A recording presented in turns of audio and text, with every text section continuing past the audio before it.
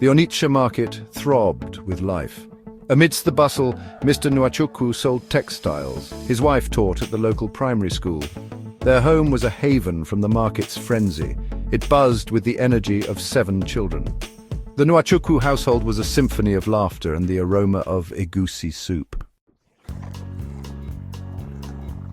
Their first child, a girl, was different. From the moment she opened her eyes, there was a spark in them, an intensity that set her apart.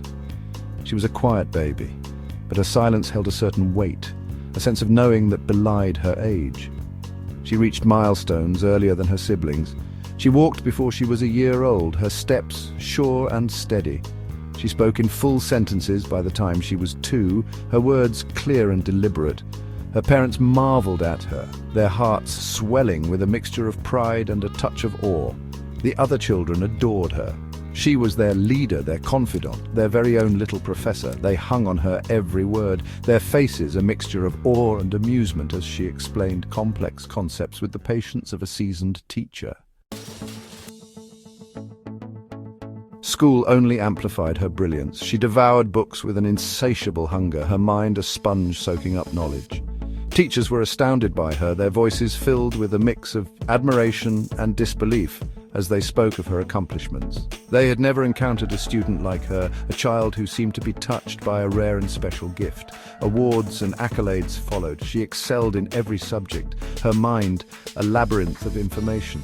Her classmates, a mix of admiration and envy, watched in awe as she effortlessly navigated the world of academia. She was a prodigy, a shining example of what dedication and raw talent could achieve. Her parents, their faces etched with pride, basked in the glow of her accomplishments. They showered her with love and encouragement, nurturing her gift like a delicate flower. They knew they had been blessed with a special child, a child destined for greatness. Yet beneath the surface of their pride, a seed of worry began to grow. The whispers started subtly, like the rustle of leaves in the wind. Neighbors, their faces etched with concern, would comment on her intensity, her unusual maturity. "She is too sharp," they would say, their voices laced with a mixture of admiration and apprehension. "She is different." These whispers, at first easily dismissed, began to take root in the minds of Mr. and Mrs. Nwachukwu. They noticed how she would often retreat into herself, her eyes distant and thoughtful. She seemed to carry the weight of the world on her small shoulders, a burden too heavy for a child. Then came the illnesses, frequent fevers, bouts of inexplicable stomach pains, a persistent cough that refused to be silenced. Doctors were baffled, their treatments proving ineffective against the unseen force that seemed to be draining her vitality. Section 5, A Turn of Fate. The whispers grew louder, transforming from hushed tones to pronouncements. The word Ogbanja began to circulate, spoken with a mixture of fear and resignation. An Ogbanja, a spirit child, caught between the spirit world and the world of the living, destined to bring sorrow to its family. Meister and Mrs. Nwachukwu, their hearts heavy with a mixture of fear and denial, refused to believe it at first. They clung to their faith, their belief in a God who would not inflict such pain on their family. But as their daughter's health continued to deteriorate, desperation began to gnaw at the edges of their hope. They sought solace in prayer houses, their voices hoarse with pleas for healing. One prophet, his eyes filled with a strange knowing, confirmed their worst fears. "She is an Ogbanja," he proclaimed, his voice echoing in the dimly lit room. "She is not meant to stay. She will leave as quickly as she came." Section 6, The Shadow of Doubt. The prophecy hung over them like a dark cloud. Fear became a constant companion, casting a shadow over their once joyful home. Their daughter, her once vibrant spirit dimmed by illness, seemed to sense their fear, their doubt.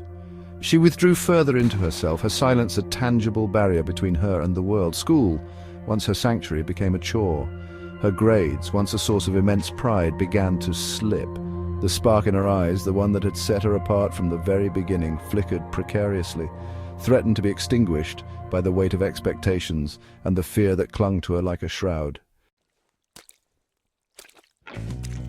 Section 7, Fading Glory. She completed secondary school, but the triumph was muted. The once effortless academic achievements were now hard-won battles, fought with a weariness that belied her young age. The scholarships, once plentiful, dwindled, replaced by rejection letters that spoke of unrealized potential. She was accepted into a college of education, a far cry from the prestigious university she had once dreamt of attending.